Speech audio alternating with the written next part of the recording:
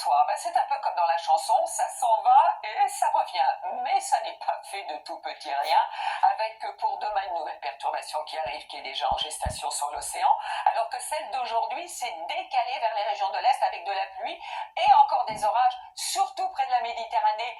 Attention, comme il s'arrive ce soir sur la Corse, les deux départements sont en vigilance pour la soirée, avec de la pluie, du vent, de la grêle, des vents jusqu'à 130 km/h prévus par endroit.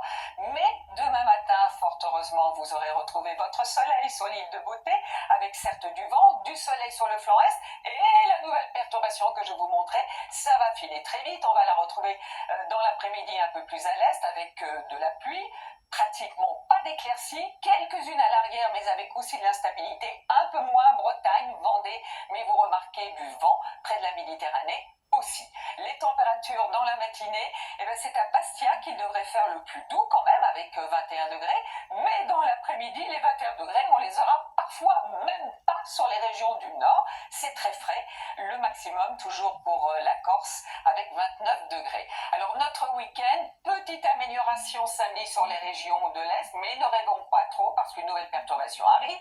Dimanche, elle va apporter de la pluie et parfois des orages, surtout dans le sud-ouest en remontant jusqu'au nord-est. Début de semaine prochaine et début du mois de septembre, avec la rentrée pour beaucoup d'entre vous, la perturbation se décale, à l'arrière toujours de l'instabilité.